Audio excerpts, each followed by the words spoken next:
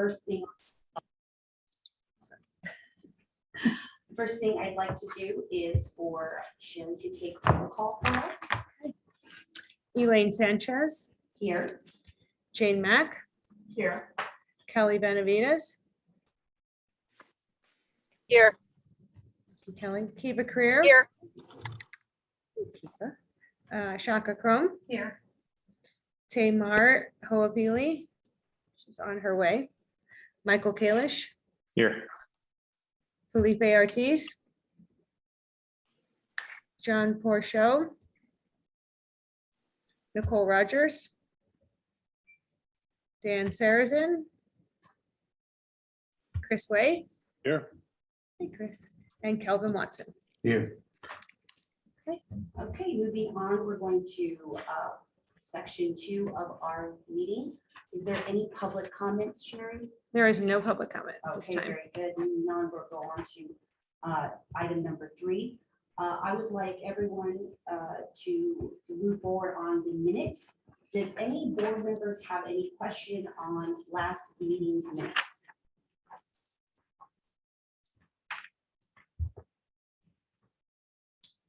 Okay, not hearing anything. I have a question. In the introduction and presentation by Joanne Privetti, it states, Ms. Privetti told the board that the foundation is planning to have a gala in May of 2023 that will incorporate naming opportunities along with table sales. And I want the record to reflect that the board, the foundation, has not discussed a gala in any of our minutes or history, and it has not gone to an agenda meeting. I did look at the history of our minutes. Welcome, Nicole. That's okay. I did look at the history of our minutes, and the last time the foundation discussed an event was an event a little bit over 2 years ago. And it was supposed to be at a library where we were going to do fundraising to showcase the library. But in looking back in our history, I felt that it was necessary to bring this to the attention of staff, because if we are to have a gala, which I think our membership is open to that dialogue and discussion, we need to know, one, how much are we spending? What is the maximum we're going to spend? And there's all these other matters, and unfortunately that's not on the agenda today, but I just wanted to share that. And so I need a clarification.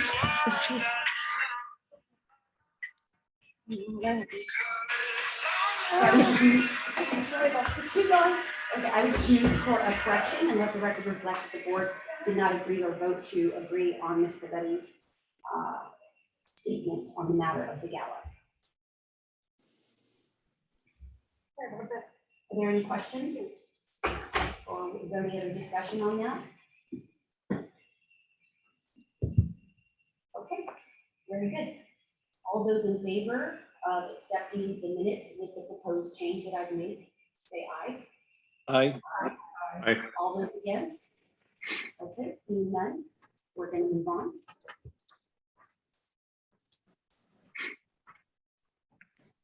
The next item is discussion and action to approve contract with Crescent Capital Group for new market tax credits.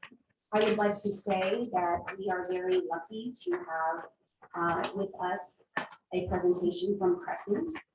They have worked with the library district and have done new market tax credits. This one is regarding a credit mandate agreement with the West Las Vegas Library. And so it is, I am very happy to start the process, and I would like Cameron Garner to introduce himself to the board and lead us into the woods of tax credits. Welcome. Yeah, thank you for that intro. I appreciate it. I think most of you, I believe most of you were there, were on the board when we worked on the East Las Vegas Library as well as the Mesquite libraries over the past couple of years. From our perspective, wildly, very, very popular in the new market tax credit world. for a litany of reasons. I mean, all the great benefits that these new libraries provide to the community, all cohorts, from children all the way up to retirement age folks. So very well received. We have been in constant contact with Floresto over the last couple of years, talking through the next couple of projects that you all have teed up. We still think that there's a great demand for this type of product. The financing is going to be fairly straightforward. None of the new market, for most of you who are familiar with the new market tax credit program, there's nothing straightforward about it. But as new market tax credit deals go, this third one, we were out there last week and we were hearing a little bit more about the access to the property, the fact that the city will convey us fee simple ownership to the property. It will be easier to effect than the previous two deals. So from that perspective, we're pretty excited. But more globally, I think the mission today would be for us to answer any questions you all have about Crescent, and my partner Dennis is on as well, about who we are, what we do. I know most of you are probably somewhat familiar given our history, but I thought maybe we'd just start with any questions that you all have about, what our next steps would be, and what we will bring to the table over the next 6 to 9 months. Any questions from the board about that? I have a general question about the West Las Vegas Library. Is that existing facility going to be retired in the new market tax credit fund?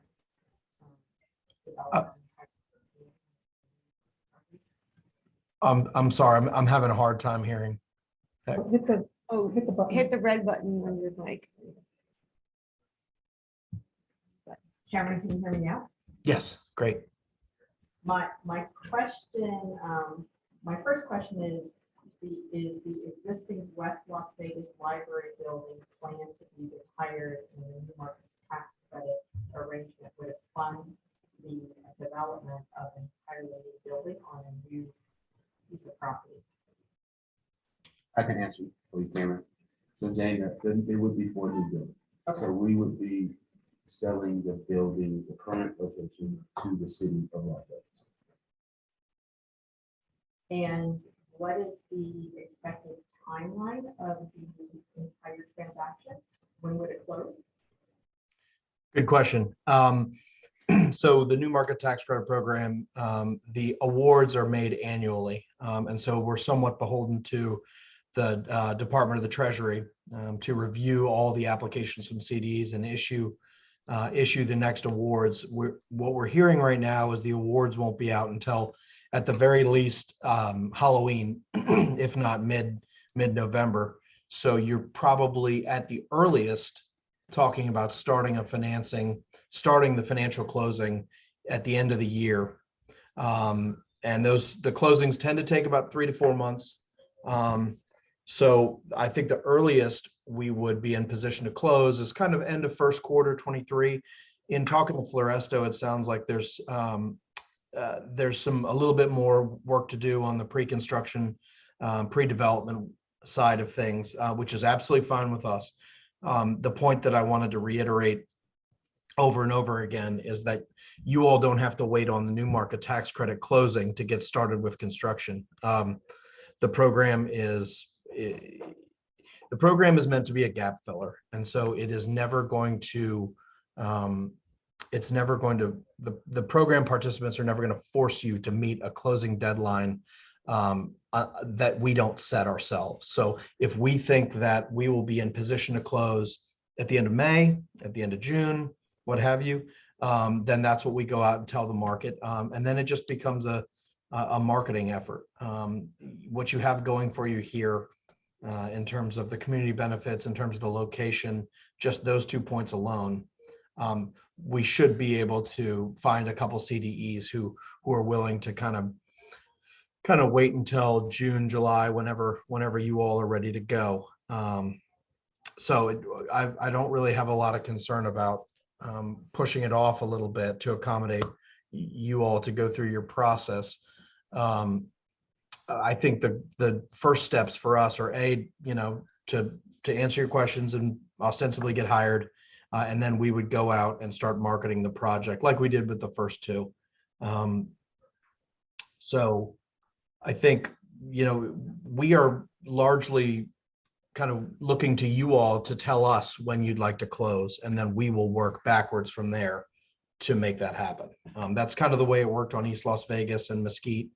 The CDs, once you get them engaged and committed to the deal, they do have some closing milestones that you have to hit, but those are all based on the actual project's construction schedule. So we will dictate to the CDEs and the investor when we think we can close. So that's a very, very roundabout way of saying, I think the earliest we could close is first quarter, but it's solely up to you all and how quickly you all want to get the pre-development work, the construction drawings, the permits, and all this stuff in order. And from when we were there last week, it sounded like, there's still some work to be done, which is certainly fine with us. We would much rather have more runway to market the project to CDEs than less. You never want to be squeezed, because then you're taking whatever CDE allocation is out there, and that's not always the best way to get the best bang for your buck. So all that to say, we will kind of take our cue from you all. As your CDs come into place and you get you send your construction contract out for bid, that's when we will really start to gear up and get the CDEs ready to start the closing process. But between now and then, we're gonna be marketing this project to the CDEs who would have interest in that. This is Elaine Sanchez. I have a question for Floresto. What do you see as the time frame for the district getting the information to Crescent, to begin? Because it seems like you want a longer window. You want to make sure that we have all of our ducks in a row. Yes, that's correct, Chair. We are in the process of programming and other preliminary activities now, and so we wouldn't want to move too quickly forward with this process. But we are making good ground, and we'll work closely with Crescent, Cameron and Dennis here to provide the schedule, as Cameron mentioned. But we also would like to move forward as timely as possible, in order to capture as many costs as possible, because there is a 2-year recapture period. Is that correct, Cameron? 3. 3 years. 3, okay. so long as we close by the end of 2023, I believe. So. Okay, well, in that case, that we have sufficient amount of time in order to maximize the amount of cost, which also maximize the net benefit for this project. And so we'll work closely with Crescent to determine the best timeline. And again, our general services director for the library district is also keeping a close eye on the construction schedule. There's still, again, some preliminary items to cover. For example, selecting a project manager for the project. And once we get all of that sorted out and in line, we should be able to determine a more firm timeline. Thank you very much. Are there any other questions from the board? Okay, seeing none, I have a couple of questions. Regarding just a summary of the new market tax credits, can the foundation be a conduit for other entities, government, or nonprofits and receive a fee for this service? So the foundation served, if I'm not mistaken, the foundation played the role of the leverage lender in the past 2 transactions. There's typically not a fee associated with that. I think what we did on the last couple transactions was the district was prohibited from making a loan, and that's the core reason why you have a leverage lender. So the foundation played that role. We didn't include a fee there. If that's something that you guys would like to explore, we can talk about that. Okay, thank you.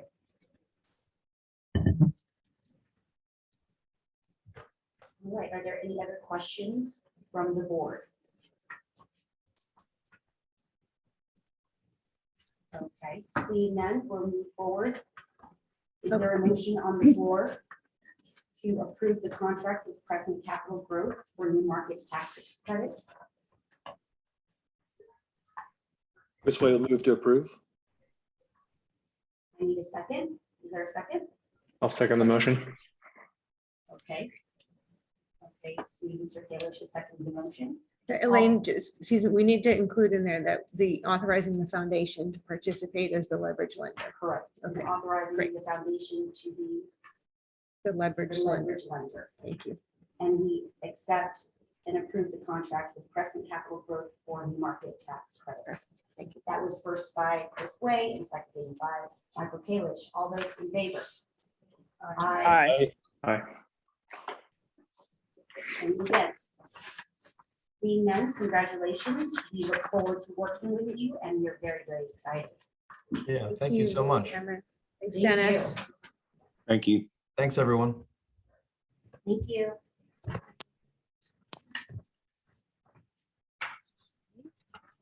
The next item is board discussion and possible action to adopt annual budget. Who's going to go through that budget for us? Is it Joanne or the executive director? Joanne. Okay, Good afternoon, everyone. It's nice to see some of you in person and again online. Would you like me to go through each line item number or just the ones that have modifications? There were 1, 2, 3, 4, 5 that we modified from last year's budget. okay. Well, why don't you go through what you think is necessary, and then if we have any questions, we can ask. How's that? Okay, wonderful. Thank you. So thank you for the opportunity to present the budget to the board. Making sure that it's on the screen. In the second section where it says expenses, the fourth one down, it says administrative costs, payroll, financial, and then outside computer services, Orange Boy. We increased this line item budget number to $50,000. And in my presentation, it ties into what the Orange Boy is, but I'm more than happy to explain it while we're on this item number. So what we're doing in the philanthropy department and development is we're looking at various avenues to raise funds outside of traditional donations and outside of the grant funding. We're looking to use what we call philanthropy marketing to create awareness of, did you know that the library has these programs? And did you know that the library has tutoring programs? And click here to help support those programs. So if it's approved today to move forward with Orange Boy, and it's more in detail in my presentation, we would be doing geofencing marketing. And we would be targeting wealth, neighborhoods of wealth with marketing. So you know, if when you're on your phone, and say you go to an Aviators game, and then for the next week, anytime you're reading the newspaper, ads come up for the Aviators. You know, would you like season tickets or various businesses? What this geofencing marketing would do would be something very similar to that, but it would come up with ads that were approved to discuss the programs that we have. Did you know, the tutoring and the mentoring? And did you know that we had Teen Tech Labs? And it's just an awareness campaign where people have the opportunity to click and to make donations. And I just want to add to that caveat. We just started on our website 8 weeks ago, giving people the opportunity to donate on the website. We've actually moved it up and revamped it. And just in the last 4 weeks, we received close to $1,800 in donations. And that's with no marketing. That's just on the website. So by partnering with Orange Boy, they would be the administrator of the accounts. We would provide them with the information and the zip codes and the area codes and Raider Stadium, Aviator Stadium, and anywhere downtown Summerlin, Anthem, anywhere that there's a wealth population, we would be targeting these ads. So for a 12-month contract is $42,000. And we actually were able to negotiate that down. It was at $45,000 plus $3,000 for the philanthropy program. We were able to get that renegotiated down to $42,000 for a year. That will guarantee us 4.5 million ads on various social media platforms. Now, we're just not looking at the geofencing. It'll also be on their various programs, which is part of my presentation. But wanted to include that in here because as we grow, we need to spend money in certain venues and certain conduits to receive money. And the library does so many wonderful things. And the foundation is a big supporter of that. And to be able to have this program to move forward, I think would really just benefit our programs, and we can target it to the summer challenge, if you'd like to do that, or the adult reading. We also have scholarships for people to get their GEDs. There's so many things that we can be promoting, because when I'm out meeting with companies and donors, which is also part of my presentation, the majority of them really weren't aware of these great programs that we have here at the library. And it's just another conduit for us. And I feel that it's very cost effective for what we're expecting on the ROI. And Orange Boy works really exclusively. They have a division just for libraries. So they have expertise. Thank you. Are there any questions from the board regarding this line item? Yes, Leila and Chris Way.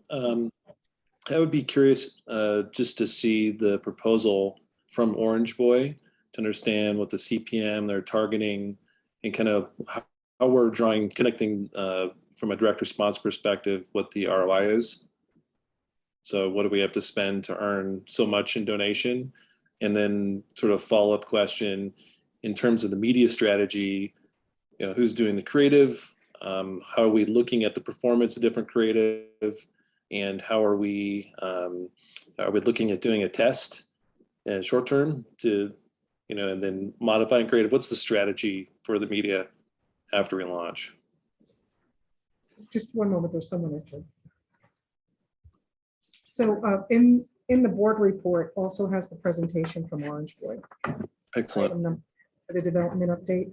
So they would be creating the ads based on the information that we're providing them. We're working very closely with our branding and marketing teams to highlight and to look at the numbers of the programs that need the most funding and the programs that we feel from a fundraising perspective will really hit home with the community so that we can increase those funding.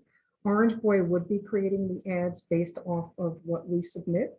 Nothing would go live until everything's reviewed and approved. We want to make sure that we get the input from everyone on both sides, on the library side and the foundation side, to make sure that everyone's comfortable with what we're doing and what we anticipate the ROI to be. So the 4.5 million hits or ads that will be running, once they start running on those various platforms, we're looking to raise a few $1 million on that. And I can go more into detail when we get into the presentation on what we're anticipating that ROI to be. It can be shifted. We can start with 3 demographics that we're looking at, and if we're seeing after 30 days that we're not hitting that target market, we can make modifications as we go through the program with them. We're not tied into one specific outlet or one specific ad. We have the option to make modifications as we move forward. Are there any other questions? Sure. So I'd also like to add that the library district is also using Orange Board because they are a library specific marketing firm. And so we've actually increased our marketing. So if you've seen the library district marketing over the past few months, that's been as a result of our working with Orange Board and our increased participation from the public as well. So just wanted to share that as another piece of why the foundation, the development office, should consider Orange Boy as a partner.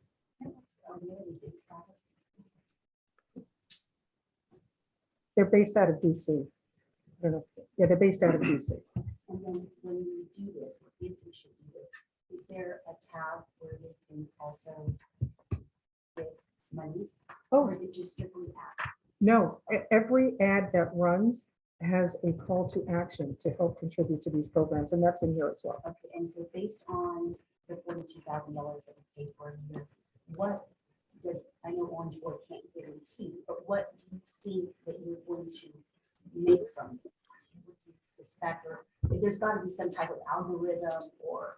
Right, we're anticipating for 4.5 million ads that they will be running at the call to action to at least have a 10% return on that. So we're looking at 4.5 million ads. We're looking at $500,000 that we're anticipating that we will receive based on their algorithm. So that 10% is based on the 4.5 million ads that will be running. Because it'll give people the opportunity to donate at various levels. Right. They can give $1, they can give $1,000, they can give $1 million. I mean, there's no limit on what they can give, but we're looking to reach the general population. and for them to understand what we do more. Because we're finding when we go out that most of the population outside of the families that use our programs, the tutorings, but more in the business world and meeting with business entities, they're not seeing the value of the library and what we do. So we'd like to present this for consideration in helping us raise our funding so that we can fund more programs and also raise the awareness of the importance of the library as a community partner. I have a question. Yes. Have they shown me data from other foundations that have used their program as well? Let me just take a quick look in the presentation.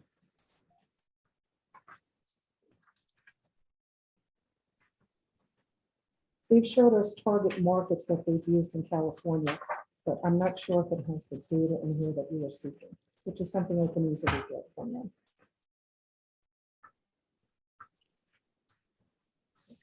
No, it doesn't address your question. Okay. But I can get that question addressed for you. If you're expecting potentially $500,000 from the Orange Board services, is that reflected on the revenue side of this budget? It's not reflected fully. Right now, we have in here for the reflection is to the Library District Programs Foundation initiatives and events. We have 9,000 in there. We're anticipating the 450,000 in that line item number, which is underneath the program cost, where we would take any overage and tie it into this line item so that it can be used for funding.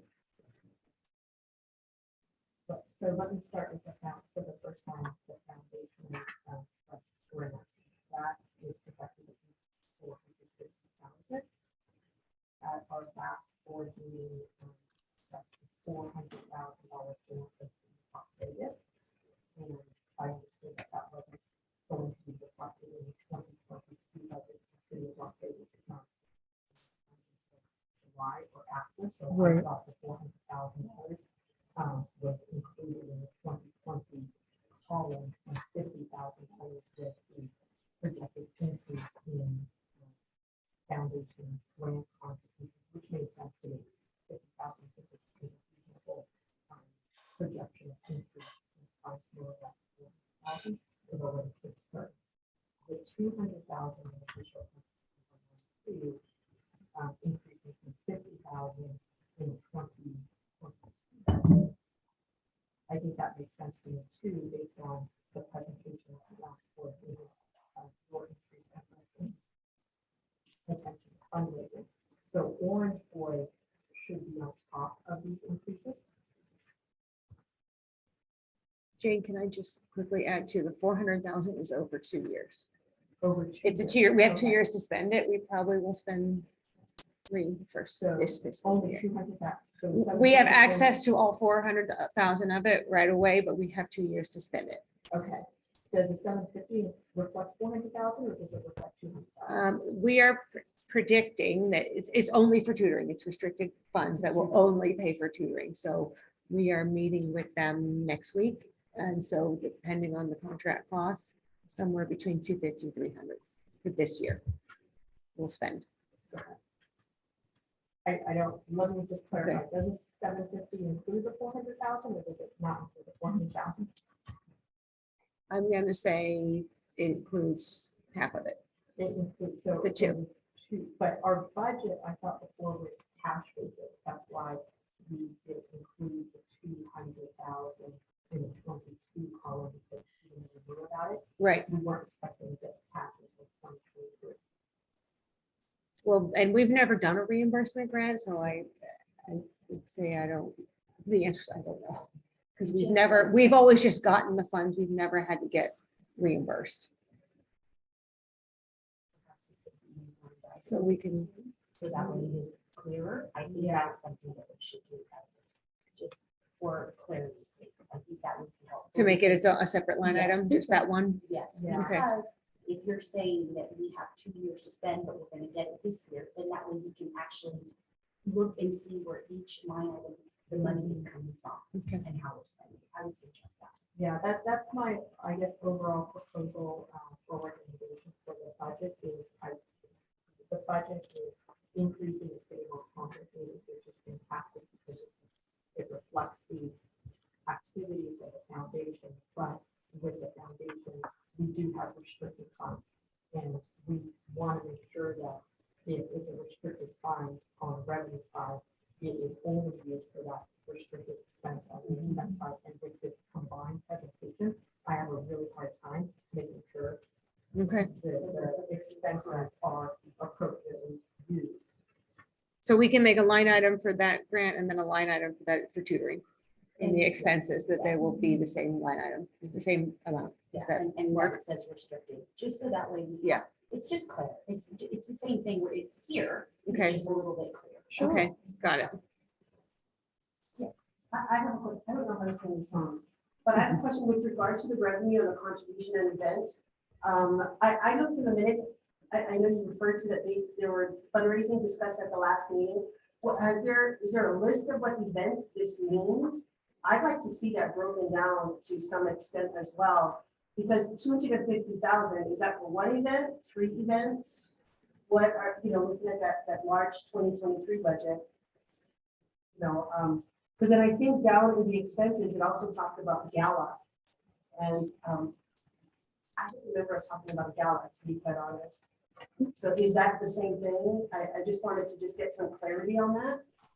We are planning, and this is all for discussion, we are planning on doing smaller donor events Okay, outside of outside of the gala that we're proposing for review. And we can get to that, or I can speak about it now, whatever you prefer. Let's go line right. Okay. We will definitely get. Okay. Any other questions on Orange Boy or the revenue side of the? This is Michael. I have a question. Yes. Boy agreement. I mean, is the Orange Boy agreement be coming before us for approval, or are we approving that, or just kind of budgeting that for now? Because that wasn't clear in the agenda if it was just a presentation of because if we're actually approving the Orange Boy engagement, if so, I think to Chris's point, we probably want to see more details about the business terms as well as the legal side. A very good point taken. We will ask. So if you'd like with the Orange Boy, we can move it to the next meeting and get the additional data that everyone's asked for. We have seen that they've had proven results on the library side and felt very comfortable with moving forward with them at this time to help increase the awareness and of course our revenues, but we can move it to the next meeting and get the additional detail that the foundation board is requesting if you'd like. The next line item that we had an increase in is the third one down outside of Orange Boy is conference meetings and donor relations. As you can see in the presentation that I'll be discussing for item number 10 on the agenda, we have been out a lot meeting with various donors and various organizations. And the reason that we increased this funding is because a lot of these meetings are either breakfast or lunch meetings. And since we've already had over 50, probably we're close to 60 now, since I've been on board, not that we pay for every lunch or breakfast that we go to, the majority of the time the donor or the prospective donor picks up the tab. We always just like to have the opportunity that to offer that when we are out, because sometimes we're at a luncheon and they might be one person. Yesterday we were at a luncheon, there were 5 of us, but the partner picked up the tab. So we were looking to increase that just to have the flexibility that when we're meeting with people at high level just so that we don't have to worry when the bill comes, that we can anticipate that funding is approved for that. So that's where the increase is for that. Even though the line item number is conference meetings, we added donor relations because that's a big part of what we've been doing. Are there any questions from the board? Okay, we'll move on to the next one. The next item. The next item that we've increased goes down 1, 2, 3, 4, 5. It says media marketing, outside graphic design, and videographer. We increased this number. We have been working with an outside videographer who has been doing filming for us. Cox and Tamar have been kind enough to donate PSA time for us, and we hired a videographer to do all of the PSAs. And we'll be showing some of the films as we get into my presentation. And we've also hired a contract outside graphic designer. Our marketing department internally is really a great marketing department, but they have such a long lead time that it's 8 weeks for most projects. So by us contracting with an outside graphic artist, who's also some of the work is in my presentation, it just helps us move at a faster pace. Okay, do you have the contract associated with this? We don't have a contract yet. We are proposing this for the next year. Right now, we have been working with funds that were left over for the development department on the library side to cover these costs. Okay. So, but moving forward, we would like this to come out of the foundation side. And this is only strictly for foundation business. Yeah, it's all for Did You Know? It's a whole Did You Know campaign. Everything that we would be doing would be for foundation business. Okay. Because the marketing department, when they are doing traditional marketing for the library, they also have an outside contracted videographer that they use. We do not have a full-time employee videographer position. Okay. I think that I have a question. Does anybody have any questions on the media and marketing outside graphic design and videographer? Elaine, can I have you turn on your mic on your side, or because I can hear on this side of the table, but that side it's kind of hard to hear the conversation. Is it working? Can you hear me? I'm so sorry. Are you red? Is your button red? Let me shut off and see if that makes a difference. Are there any questions regarding media and marketing outside graphic design and videographer? Okay, seeing none, we'll go back to that. But I have a question on the printing, copying, and postage gala invitation cost. It went from 2,000 to 25,000. Can you write us what that is? I can, and I'm sorry I did not highlight that one. That was an error on my part. I bypassed that. So we are proposing, and when we were at our last meeting, I just gave a brief overview of everything that the development department was doing. And we discussed that we would like to have a gala in May of next year, and that we would put a committee together and go through the process as how normal galas are run. We put in here as an expectation for the copying, postage, and gala invitations to have these funds available if we do move forward with the gala in the next fiscal year. We are really looking and in the planning stages of being able to present something to both boards, to the foundation board and also to our trustees to talk about the gala and what the concept is. It was just in our last meeting, it was a discussion of an overview of the projects that we've been working on. If we do move forward with the gala and we can get it accomplished, working with the committee and going live with this, we would like to have this funding in here for the gala invitations and the postage. Are there any questions from the board regarding this? The one thing I will say is I have been on many boards and I've chaired many boards, and I have never been in a situation where we have line items on a specific project and yet we never thoroughly vetted it or discussed it in an agenda. And I am not comfortable with funding anything related to a gala. I'm open for it, but I feel like as a board, we are being asked by staff to fund something that we have never discussed on an agenda. And I feel like we need to have, I'm sure there's tons of questions we have on the gala, tons of questions of how we're going to spend money. And so because it's not an agenda item, we really can't discuss it. But I would suggest that anything related to the gala, we can augment the budget and we can have that discussion at our next meeting.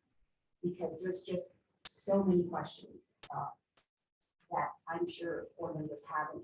I don't feel comfortable proposing to them to vote on something that we have never discussed as a board. Okay, and understood. Just in looking at, previous year's minutes, it appeared that it was one time that this budget was submitted.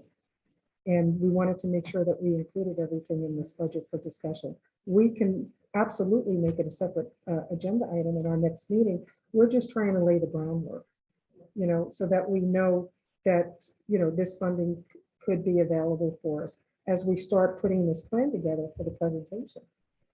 And if you'd like, we can remove this from the budget today, have it as an agenda item for the last meeting and go more into detail with it.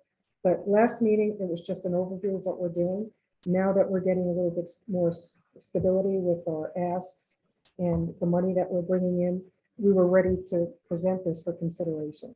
But if you prefer that it's removed and we augment it at the next meeting, we'll go that route. Yes, anything that is related to the gala, I would suggest that we have an agenda item that is all separated. Only because we are being in a position to vote on something that we have not discussed. Okay. And just, it doesn't follow best practices. Okay. Are there any other questions on that? No questions, Yes, it's yes. complicated, and for that, I agree, again, as I kind of alluded to earlier, I was a bit surprised to see gala invitations. I didn't really see it in the last meeting minutes, so that's why I kind of inquired about it, so I love the gala idea, I love fundraising, but I'd like to see a little bit more detail on it. Like Lane, I've worked on galas, and it can be pricey, right, and I want to ensure that we go in knowing what our expenses are versus what our potential revenue is. And I'm excited. I just like to really discuss it further before putting it on here and casting my vote to spend this. So And we'll make a big line item number, an agenda item for the next meeting. We will put that in there.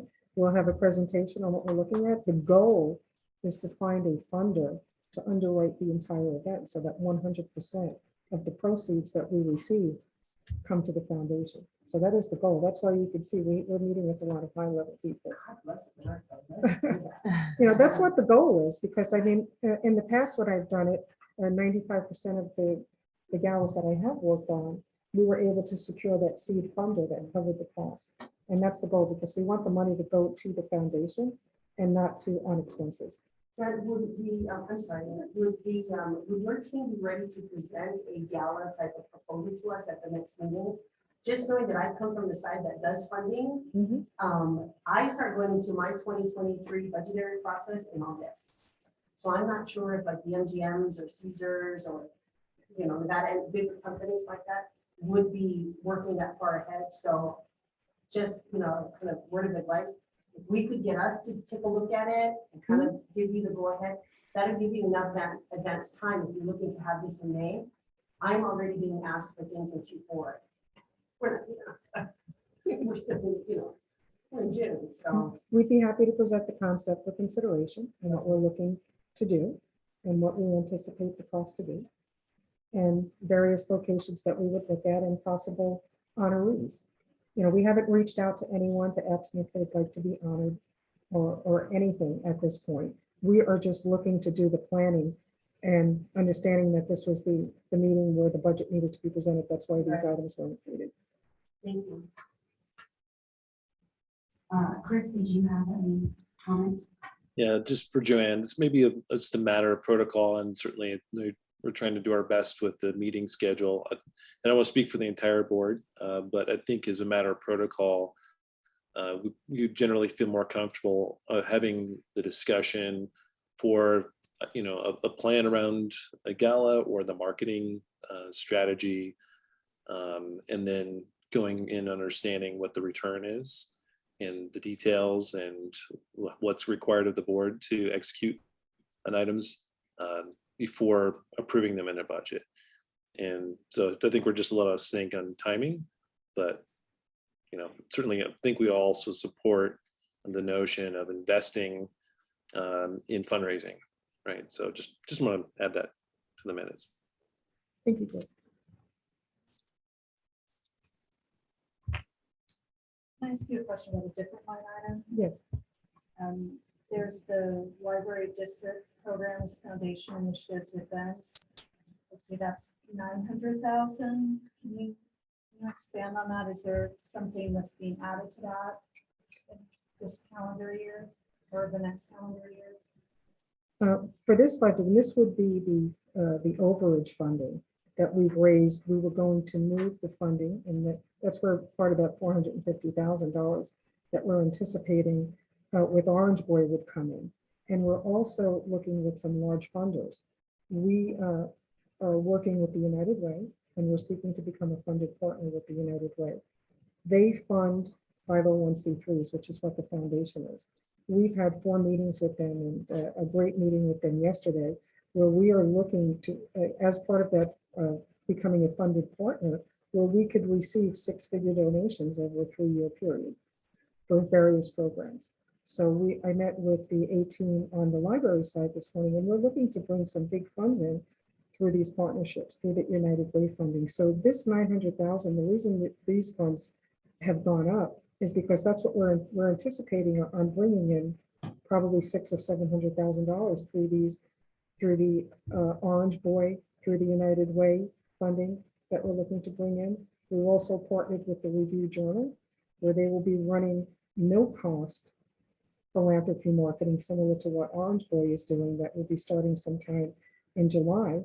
And we anticipate that to bring in a significant amount of revenues. We don't have the schedule yet of how many ads that they will be running. Like with Orange Boy, we know we're guaranteed the 4.5 million, but we're working with all these conduits to bring this money in, and all that money will land in here for the library district programs. And we're also just partnered with the Clark County Bar Association, and they are helping us promote. Did you know the library had these free legal resources? Because we have access to the LexisNexis and all to the Valerie Wise statutes. And if you're a small law firm, you might not have the funds to access these. So they're helping us in their legal magazine that goes out monthly to promote these. And every ad that's running of this philanthropy marketing has that call to action if you'd like to donate here. So this is what we're anticipating. And while we don't have fixed numbers yet, this is the first time that the library or the foundation has done this type of marketing. So we don't have anything to base it off of. We can only anticipate with the clicks that we're getting and the demographics that we're working on and what we can estimate the revenues to be. And next year we'll be in a better position because we'll know we've done these 4 or 5 programs and this is what we brought in and where we need to make modifications. So what we're focusing on now is being very creative, being competitive, because there are a lot of nonprofits out there all seeking the same funds, and how we can use these various outlets to get us there. So I hope I answered your question, but that's what we're looking at. So this would be where it says revenue over expenses. We moved, like 700,000 of that into this library district's funding initiatives and events. I guess my only follow-up to that is for the other organizations that are on, we're talking a little more gloom and doom as well. I know Spread the Word, they've run out of books, like there's not as many book donations, and same with Goodwill. And so we're trying to think of creative ways for line items just in case something happens. Are we doing that as well with the library of if something happens, are we holding on to some funds? As with this proposed budget that we put through, we're looking to holding on to about 150,000. Okay. Yeah, so we have it down at 149,409. If I can, I can make a comment from the library district standpoint, where we have hired a grant writer that is now part of supporting the team. And in Joanne's report, she's going to talk about how our grant funding has significantly increased over the past year. We've actually put in some more processes and procedures around grants. We just had a big grants meeting with numerous people around this table on Friday to talk about more qualitative grants versus just quantity. So we're specifically looking at how we're approaching grants, which the grants then the grant funding of programs doesn't come from the foundation supporting. We're doing numerous grants as well. So so for example, we had just this past in the last 6-7 months, 200,000 from LSTA. We have additional funds that are coming from, from the BCF funding that we got, of almost $750,000. So, I mean, I can tick off more, but that's, so the grant funding also will, so when we talk about, I guess, a rainy day fund, the more grants we bring in, that's less, I mean, what I'm saying, what I'm saying, that's less support that the foundation has to do for the library district.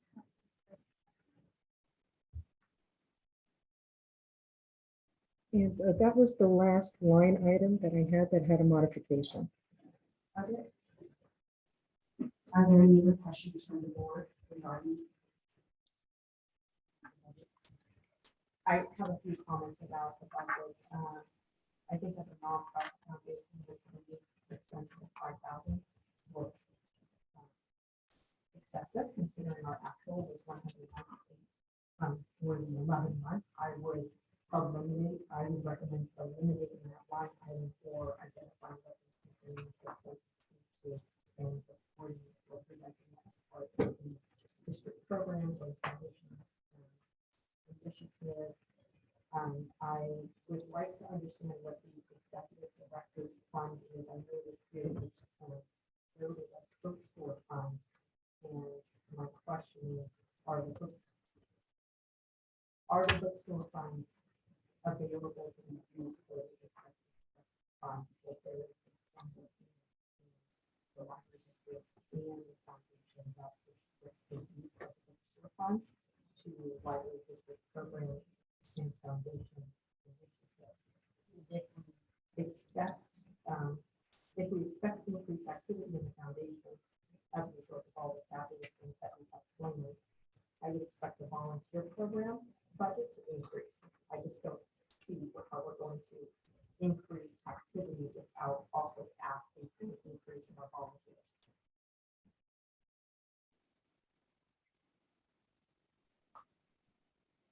Thank you. Are there any other comments that would like to see? And thank you. I'll let Joanne talk about the volunteer and the recruiting standpoint, and then I'll talk a little bit about more specifically about how we came up with the executive director's fund, which actually would be for, it's not a slush fund, it would be for library district programs, but that I would be able to tap into those funds and report back to the foundation board about how those funds were used. I had actually a similar type fund at Broward County with the foundation, which was actually a separate entity. So that when we had branch requests for programs, that the director would be able to say, yep, this is something we should fund. And it was all forward library programming and district initiative. And so I would recommend to just include that in the library district programs and initiatives rather than showing it separately.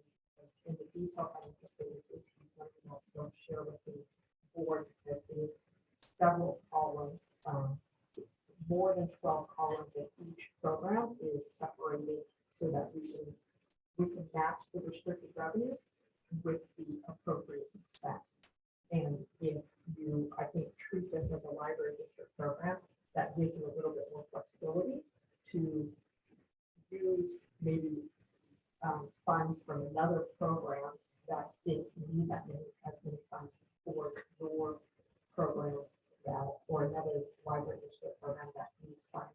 And we'll see this when we look at the actual budget review after this agenda item. Makes sense. Yeah. I mean, I just wanted to have some type of mechanism to actually, but I understand what you're saying regarding the financial statements and but truly the support, because we're meeting with our branches, talking to them about programs. Again, I can talk about it, but you've seen the evidence. We've increased our programming. We're doing significant, what we call signature programs with our chalk and literature festival and some of these other things that are not specifically known.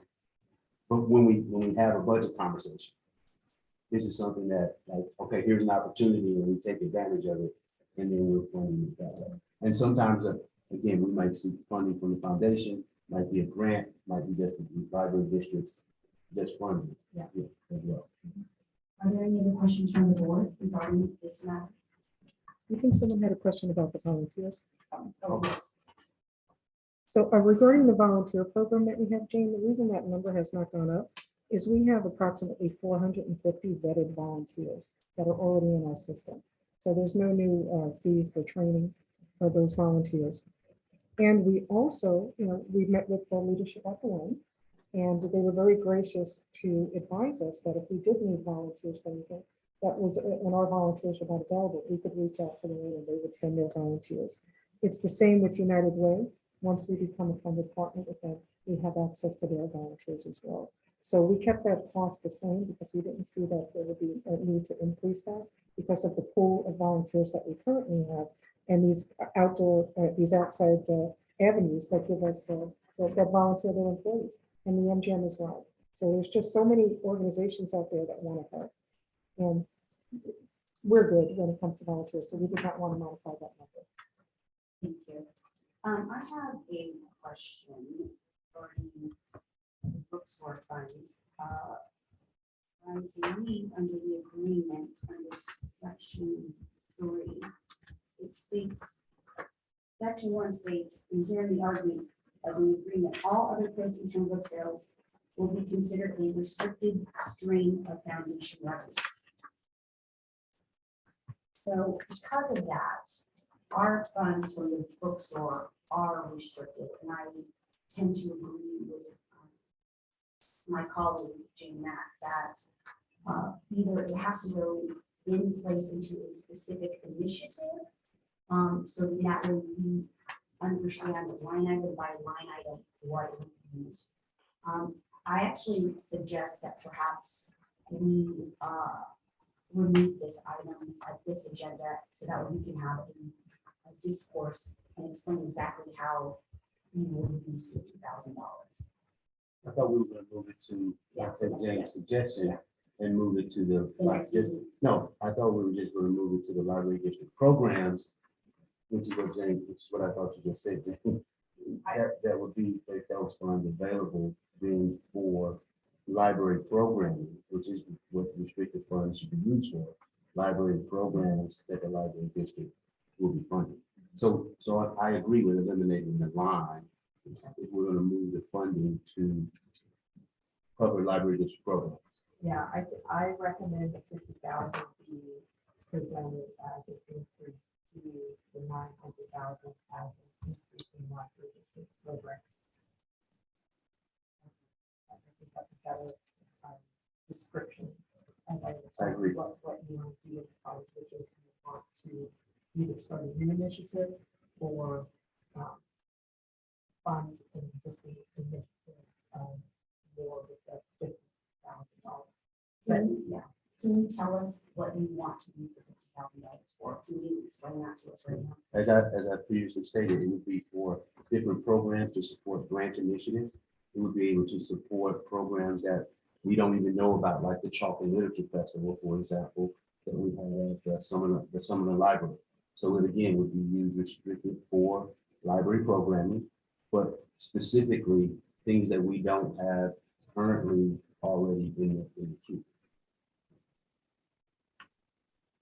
So because we're upping this amount, I would feel comfortable with in your executive report that when you spend those funds, you let us know how you're spending them. So in that way, we know how it's going. That would I exactly think- be the point. I think, yeah, well, I understand that, but I saw your executive director's report today, and there was no mention of, this line item in the report. So I'm just saying that that's something that I'm requesting happen. I understand the request, and certainly that was a plan as I previously stated. In my report, I have had no need to utilize the foundation funding for any of those programs. Those have all been grant supported programs that I've reported on. Are there any other questions from the board? No question, just a comment, and just so you know, this is the first time we've been faced with this, so that's why we're having a lot of questions, so thank you so much for listening to all of us. As you can see, we've never had an executive director ask these type of things, so we just had a ton of questions, so thank you so much. well. Joanna, can you tell us which line items specifically touch the gala? Aside from the printing, copy, and postage, gala invitations? Sure, just one minute, please.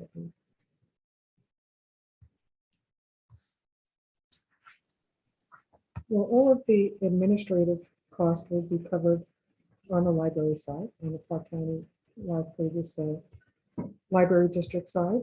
The volunteers are on the library side and as well. Really, all the costs that are associated with the gala in the highlighted items that we discussed. I don't have any cost at this time that I am seeing that are tied to any other line item. You know, we wanted to break it down and make it clear on the items that we revised and on these highlighted items, that these were tied specifically to the proposed gala.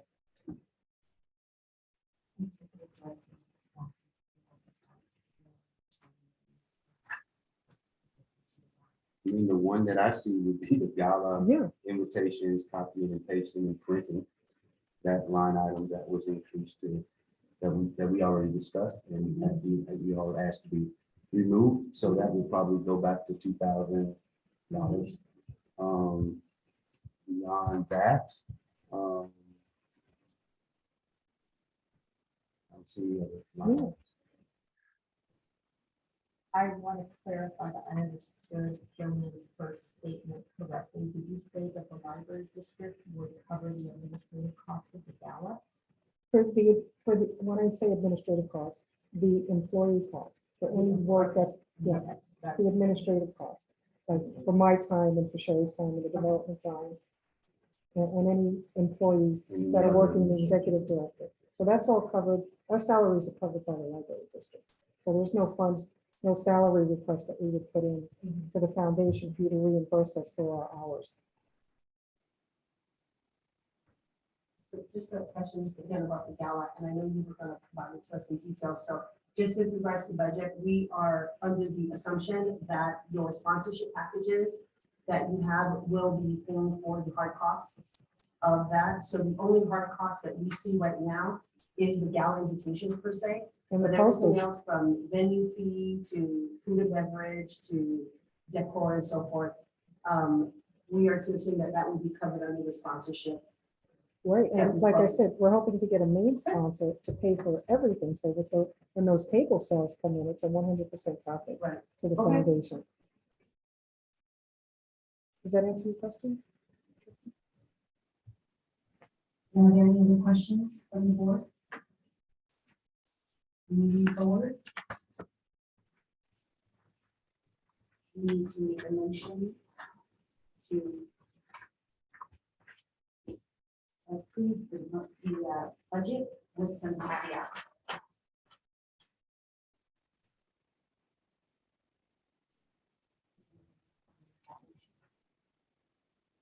Yeah, we'll try. We're gonna try. So I would like to make a motion to accept the budget with the edits of removing gala invitations and the applicable budget to that, to remove the executive director's funds, bookstore funds line, and to add $50,000 to the library district programs line. And also, to hear about the Orange Board. Yes, and to remove Orange Boy from the budget. And that's my motion. I hope I got everything. I recommend that we see budget by classes. I would like to see the district defined separate from the funding. To make sure that the budget is using restricted funds appropriately and covering the administrative expenses with other revenues. In addition, I think that one thing that's forgotten on the motion was to also eliminate the miscellaneous fund. So that's my motion. That's a first. For a second. I need a second.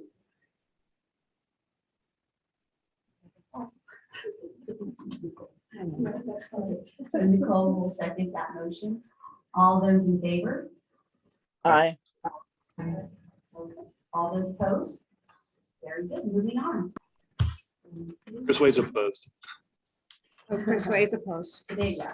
Any opposed? No. All right, very good. And I think my comment with the opposed is I would actually prefer to see a clean budget with the changes that we could see, especially Jane's comments about the breakout and the connection to specific revenue items to expense items before we'd approve. Very good, and we can have that at our next on the agenda of our next meeting. Thank you. Okay, moving right along, we have the review of financial statements from our treasurer, Dana. Thank you. So I am continuing the spreadsheet presentation that I started at our last board meeting to summarize the actual results. The first item that we have here is the individual business contributions. Our 12-month budget for 2022 is at $50,000. Our actual for the 11 months is only coming in at 23,000, so we're under budget in that category. However, in grants, last time we met, we were showing only 81,000 grants. Since then, we have received 125,000 from Winsong Trust, which increases our actual grants for the 11 months to the 209,000 you see here. That puts us below the $300,000 that we were projecting, but we'll see how we expense side of that will be okay for the full year. Bookstore sales were very good. We projected $300,000 for the 12-month period, and through 11 months we're at $287,985. If this trend continues for the last month of June, budget of $300,000 for the and investment interest income, which represents the interest income, investment income, primarily the endowment fund, we were projecting 43,000, and we're coming in actual at 25,000, which is less than what we were anticipating. The interest rates are just now increasing. And hopefully the next year we can see the benefit of that increased interest rate in our endowment fund earnings. On the expense side, we were budgeting library initiatives and district programs at 530,000. Through June, we have 348,000 of expenses. 125 of it. So it changed from the last time we met. We paid Hanson 125,000 in May 2022. And we also paid 10,000 to Interior for Kids in 2020. And the additional increases represent to the library district for the programs. Bookstore operations, and this is where you'll see where the getting the revenues and expenses in the classes is really important, because it looks like where bookstore operations is expenses are overstated. And I've asked Sherry to reclass some of the expenses to the more appropriate categories. The way that I understand this budget is that bookstore operations should take the bookstore sales and fund the foundation initiatives and district programs, and then also fund the bookstore payroll and bookstore supplies and things needed for operations. We were budgeting 57,000. Actual expenses were 3 statements is 96. I think there's probably some reprocessing that need to be done with other expenses, because the net of the 44,000 and the 39,000 is only 48,000 over budget, but it's just not presented in right classes. Other expenses generally represents the expenses to operate the foundation. New market tax credits. This should net to zero at the end of the year, because any interest income we receive from the market tax credit to basically reimburse to the. Once we have it zero, if we get timing, it looks like there's interest expense. So we have actual net income of $60,271,000. We've reflected in 46 for the entire year. And we have checking account cash balances available of $138,000 for the first claim. Are there any questions?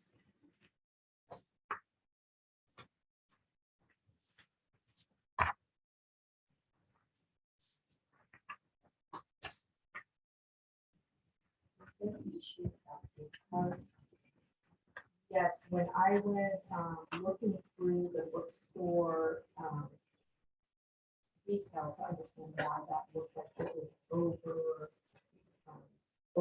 budget, I noticed that there were volunteer gift cards paid by the foundation and tutor appreciation gift cards for by the foundation totaling 10,000, roughly 1,700 for the 1,000 for the tutors. And I wanted to make sure that we have the appropriate safeguards around gift cards because there's been some other organizations in the news in Las Vegas that were mismanaging gift cards. So currently with the volunteers, the gift cards are purchased and they go to each branch and they go to the volunteer coordinator. So it's not just a mass handout. The volunteers come in, they get a certificate, and then they get the gift card. Each person signs they got their gift card. And so each branch has 2 volunteer coordinators, an adult and a youth, and they take care of their group of people. That's how those are distributed. The Anson tutor gift cards go, we purchase the cards on behalf of Anson. Anson gives them out through their own methods as each tutor comes in, then they hand them out to them. They track them. How many? We've always done movie tickets for the volunteers. This is the first year that we switched to gift cards. Because movies were closed and we figured it's not maybe, and we've done it for so many years that we thought maybe that we would switch it up. Anson, we used to have a party. We would always pay for the end of the year party for the tutors. And then we've had the same tutors pretty much the whole time. And they took a little survey and said, do you want to go to a party or would you rather just have the money that we were going to spend on a party? And they all opted to have gift cards. So we didn't have the end of the year party for the tutors. Are there any other questions from the board? I have a question. So we do keep track of the amount of the gift cards who they're sent to, and then who they actually, who Yes. they're actually distributed to at the end Yes. of the day. Okay. Yes. I have 2 questions. What are the amount of the gift cards? Is it over $25? I think I have to double check. I think the volunteers was 20. Do you want to say? pay taxes on it? If it's As from your if it's employer, yours. if it's from your employer, you generally pay taxes on it. Or it doesn't have, the foundation. Right. Okay. Not. The recipient is not the employee of the payroll, so it's not a tax issue. Right, yeah, For them, that- because at Cox, if you read gift cards, you have to pay taxes on it, so thank you for that. So I think That's appropriate. Oh, the PSAs. Are there any questions? We've got the financial statements. Motion on the floor to accept. Financial statements. This is Tamara. I make a motion to accept the financial statement. Do you have a second? I'll second. Thank you. All those in favor? Aye. Aye. Any opposed? Seeing none, we're going to move forward. Discussion and action to approve contract for financial statement audit and tax preparation with Hilburn and Lee. Do you want me to present, Elaine? That would be great. So we've used Tilburn and Lean from us. We used them from 2007 to 2017. And then in 2018, the Floresto and the district requested that we use their auditor because we had just done the new market tax credits. And they wanted to make sure. So we skipped that year and then we went back in 2019 and we've used Hilbert and Lee for the past, since 2019 as our auditor. They have agreed if everyone wants them to stay to do our audit again this year, and also our tax preparation for a cost between $10,000 and $12,000. Does anyone have questions about that? Are there any questions from the board? Just a question, this fee of the 12,000, is it in the budget, or in the right year? Yes, it is. It's probably under tax, what is that? Do you know where it is, Joanna? Okay, The Gary's fees. thank you. Is there a motion on the floor to approve the contract for financial statements audit and tax preparation with Hilbert and Lee CPAs? I will motion to approve. Okay. We have a motion on the floor by Jane Mack. Is there a second? I'll second. Okay. There's a motion on the floor to approve this contract. All those in favor? Aye. Aye. All any against? Seeing none, motion is approved. Now we have a development update with Joanne Slade. Which one? Thank you, everyone. We're just pulling one of the PSAs up. Maybe just a minute. Which one do you want to see? Bookstores. Bookstores? So let me just, Okay, hold on, let me screen share. so we just wanted to share with everyone one of the PSAs that will start running on Cox. Thank you to Maureen, to Cox, for being so generous and donating the time to us. We'll send, the link is rather large, but we'll get this out to everyone within the next few days. Once everything's uploaded, we're still uploading it to your system, Tamar. So you have a special system that these PSAs have to go to. So once they get uploaded, we just wanted to share with you, this is the work that the videographer has been doing. So please go ahead.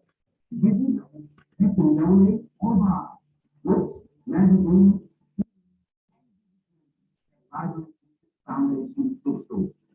With every day and offer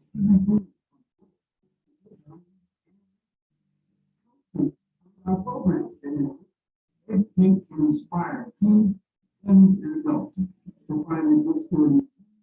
Support our programming. So that's one of the 11 that we've done. And we've been working on these really since the last meeting as part of our philanthropy marketing efforts. So you'll get to see all of them, but we did want to share one with you. And they're 30 seconds and they talk about the programs, how you can support the program. So when you go to the library district's website, on the top, it says, to support programs, you can click here, it takes you to the foundation's website.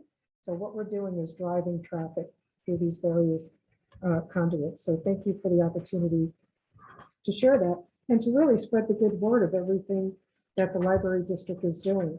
And videos such as these help us. Before I start, I wanted to introduce everyone to our grant writer and development coordinator, Ms. Virginia Weidenfeller. She is on the video. There she is. She comes from Eastern Michigan University, where she did grants in there, very large grants, with the Ford Foundation and with the Chrysler Foundation in Detroit, and was over at UNLV for many years, at UNLV Medicine, working on grant fundings for their program as well. We're very happy to have her here. Virginia is getting ready to have some surgery upcoming, so she is in her cubicle. If anyone would like to meet her, I would have to take you over, because she's working out of her cubicle today. So thank you, Virginia. It's nice to see you on the screen. Thank you, So everyone. as we get to the development update, we wanted to share with everyone that since February 18th, at the time of this, we were at 45 plus, 45 plus meetings. We're at about 60 meetings. We try to do 3 to 5 meetings a month. And we get out there to meet with various individuals in the community that are interested in learning more about the library, or individuals that we're bringing the resources that the library has to help raise awareness and help with partnerships and collaboration, and of course to help with funding. funding is one of the biggest things that we look at. So you see, we have some meetings on here that we've had with elected officials. We are meeting with these elected officials on various levels. So when we met with the district attorney, we're meeting them in their current role. We're not meeting with them as candidates for office. And we thought it was important. I ran into the district attorney at the Hope for Prisoners event, and we shared with him all of the resources that we have at the library that are tied to the legal community. And we're hoping to get into that legal community through the partnership with the Bar Association, because there's a lot of wealth in that legal community. So we are working with various individuals in meeting and just out there really selling the programs that we have. If you see on the top right, you'll see Las Vegas Recycle. I just met with them last week. They are very interested in possibly funding our Ready for College program. And if this funding goes through, we still have more meetings with them, but they are very interested in it. And they're very interested in District 3, in Ward 3, where their offices are located. And that's where the East Las Vegas Library is located. So we're looking to tie this program into that being the flagship library, even though it would be one of other programs and being funded through Las Vegas Recycle. So we meet with these individuals in the community to talk about the programs. Like when we met with tomorrow, we were talking about, how could COTS help us? And COTS is helping us by airing these PSAs. We met with, of course, with Tony at the MGM, and we're looking at doing some more funding partnerships with them. We just put a grant in for $90,000 for one of our Z-Space programs.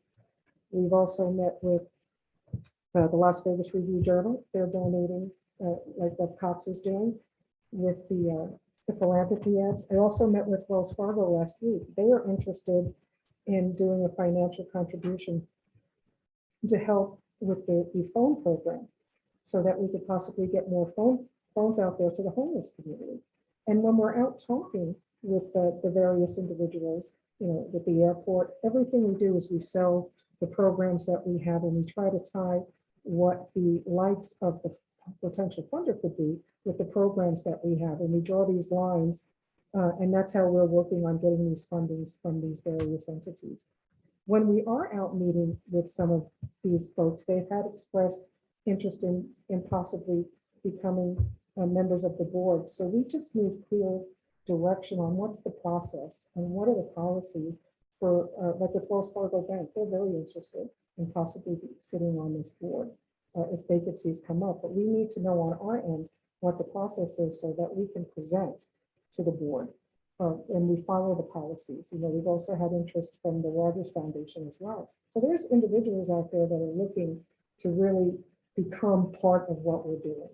And so we'd like to know, and maybe we put it as an agenda item on the next meeting so that we know what the process is, so that when we're having conversations with Wells Fargo or these other groups, what we need to do so that we don't cross the line, that we follow what the processes are in place, and that we're able to present to the board these great opportunities that we have. And in looking through, just previous years' minutes, it just didn't seem like there was a clear policy that we can understand so that we're able to properly present. Thank you. Are there any questions from the board? Very good, thank you. Okay, would you like me to continue? Sure. Okay. So if you go to, with the partnerships page, we've partnered with Sunrise Hospital, and we will be placing an anytime library at Sunrise Hospital. This was very strategic for the library, that we're putting it in Sunrise Hospital because of the location. So on Flamingo, you have the Clark County Library, but there's a lot of individuals in this neighborhood that might not have access to a library or transportation. And it's also important to have this anytime library in Sunrise Hospital because they have the Children's Hospital there. So there'll be 325 books in this mobile anytime library. It also will allow people who are patients or family members to retrieve books. It expands the bandwidth of what the hospital does. And it also helps us become very aware to Sunrise Hospital and to their foundation so that we can tie future initiatives into something that they would like to fund. We're still in the testing in this. If you've been in the lobby downstairs, you will see that the machine is there and it's currently being tested. So we're very happy about that. As you know, we've received the $200,000 for the INLS ARP funds, and we hired a videographer to come and shoot that day's event. So we'd like to share that video with everyone. If there's time, it's just about 2 minutes. And you can see the impact of what these funds do in the community.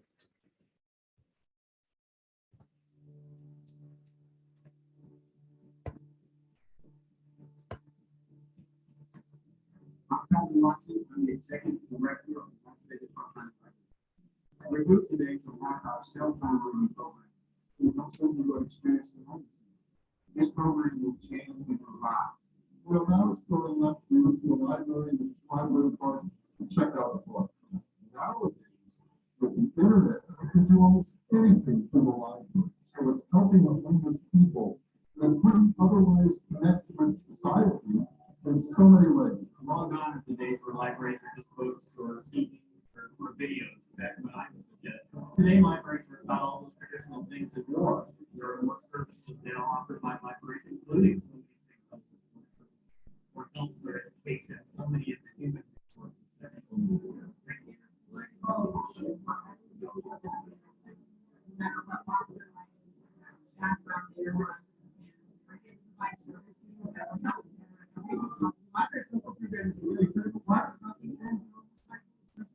Experiencing homelessness, we consider it a survival tool. It's a really survival tool.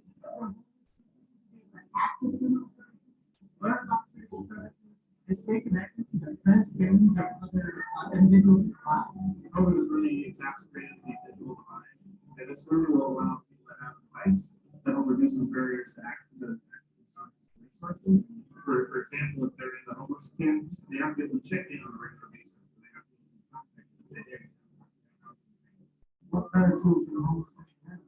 That's part of what we like to do. So they want to start oftentimes homeless folks, they're isolated, they're alone, there's no one that cares. But I think home is a resource too. People that do care, they will provide the help they need. I think this is an incredibly innovative use of as we know, we have a housing crisis here in Southern Nevada. So many people are being priced out of housing, and so they find themselves on the street. Probably go is your cell phone bill, but that's just such a connection that people have. So I think that this is just a really smart use of funding. And device. This is going to be so many people, and hopefully put people on a path to security and housing security.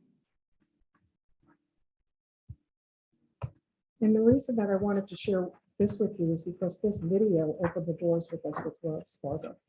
And so we're very interested in working with the homeless. The development department actually paid for the videographer for this event so that we could use it as a fundraising tool. And we're really starting to see the benefits of that. So I know in our last meeting, I was saying these are all the things that we were doing. So in this meeting, at least I have some tangible items for you to see what we're doing out there. So thank you for letting me share that. And there's other videos on here for you to watch at your convenience. We don't want to take up everyone's time with videos. We did want to share that the grants that we've been awarded thus far for this fiscal year is 1.8 million on the district side. We currently, in the last 90 days, have written 8.4 million in grants. So we're really heavily increasing the grant funding. And now that Virginia's here, now we have 3 grant writers, myself, Shelley, and Virginia. And on the next page, it talks about the foundation funding, what we've been awarded, 672,000 so far. And we still have 2.145 million, or 2.1 million in pending grants for the foundation. So the goal is, when we're looking at the funds that we want to raise, is that the bulk of it will come from the grant funding. And then with the unrestricted funds through the Orange Boy and through these other avenues that we have, and through the United Way, to really help us with the programs. We have just some upcoming meetings. I won't go over them because I want to be respectful of everyone's time, but it is in the report. If you go to the philanthropy to marketing page on the next, it shows you what the philanthropy marketing look like. This is what the Clark County Bar Association looks like that they're running. That with your library card, you have free access, scan, and you can make a donation. This just went live this week, so I don't have any data to share. But at our next meeting, we will have data to share with everyone. And then if we can just jump quick, just to be respectful for everyone's time, to the Orange Boy. So Orange Boy works with various libraries. We're already currently working with them. Because we're going to speak at our next meeting about that. Okay. Oh, no, I don't mind at all. But we're really hit the ground running in the development department. We hope that what we discussed last time, that we're seeing that we're in motion. And we'll have more to report at the next meeting. And we'll get the additional information that Chris Way asked for. And we'll just make it a more of a tighter presentation. And we can have Orange Boy call in if you'd like, just in case there's any questions. Thank you very much. All right, are there any other questions for Joanne and Betty? Seeing none, we'll move forward to the library district update from our executive director. So here's my report as submitted, so I won't go over everything in detail, but Joanne covered several of these items regarding the cell phone lending. We have been awarded $20,000 additional from the ALA relief fund. So we're going to be providing 25 additional phones, and we're going to do that July 1. Those will be distributed with our partners as well. Next month, we're still working on the date. We're working with Workforce Connections and Employee to put in a youth Workforce Connections hub at our West Charleston Library. This would be in conjunction with our teen library. So we're actually going to be combining the teen library space with a youth workforce hub. And so that's going to be launching next month. And we'll share the date with you. Share the date with you as well. And so lots of activity again going on with our partners. Hope for Prisoners. They of course have a new location, and they asked the library district to be a part of their service offerings. So we have a space that is near their counseling area. The library district is donating books that we received. So we received a donation from a partner to actually supply the children's and adult books for that library location. We also will be receiving a donation of books from the Library of Congress, actually at a request that we did with Congressman Horsley in his office. And then so that's coming as well. We are in discussions with Chef Jeff Henderson to utilize the Cafe at East Las Vegas Library. This would be not only to utilize the cafe space, but also programming for the community through the Chef Jeff Henderson project. So we are moving forward with that, coaching and virtual library training to the public. Today, another highlight, this will be it, and I'll take any questions, but today, in an hour or so, I will be headed to Sahara West Library to kick off our 100 Black Men of Las Vegas Library District Community Book Club. And so we'll be doing that from 3 to 5 this afternoon, and talking about we're going to be doing book discussions through August the 3rd at various locations, also showing the movie and just engaging more with the community in a different way. Thank you so much. Are there any questions from the board regarding this report? Seeing none, I want to say thank you very much, Sharon, for your time. Thank you very much, Executive Director, for what you're doing for the foundation. I also want to say, I know we're going over a little bit, but thank you to our board, because I know that going through the budget is very tedious and takes a lot of work, and I think everyone asked a lot of good questions. And I just want to reiterate that the mission of the Las Vegas Park and Library District Foundation is to expand and amplify the library's community impact by attracting new resources that support library programs and services. And I feel like we are all doing that job. So thank you. Are there any questions or additions or comments? I just have a comment. If you don't know, excuse me, Kelvin, on behalf of Cox Communications, I just wanted to congratulate you. Not many people know, but he is actually being featured in Black Image magazine. It's going to be happening in July. If I get copies, I'll make sure to kind of drop ship them all to you. But Cox Communications, we're underwriting the profiles for this, and it's in celebration and in partnership with Juneteenth events that will be happening this weekend. So again, congratulations for being featured in Black Image magazine. pretty fabulous. That's great news. Okay, so I think we are at the end of our agenda. And thank everybody for holding on and Elaine, one last thing, if we can set the next two meetings, I've got some couple dates that I know that Kelvin's available. oh, very good. September 20 and 22nd are his September dates. September, what day is that on? That's what, I don't have my calendar. Do you have a calendar? Tuesday. September 20th is a Tuesday or Thursday? Or Thursday.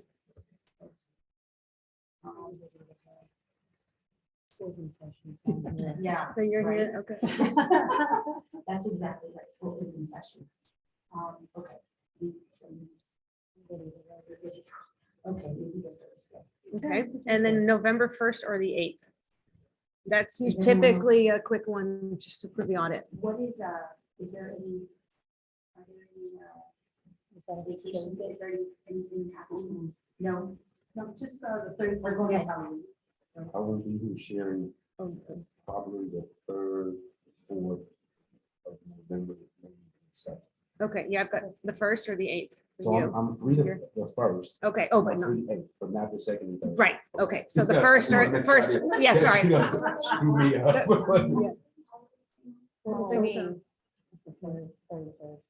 Okay. And then- So that matters. So, okay, no, but why don't we do the Okay, And I thank just you. wanna And know, that way you'll be in for sure.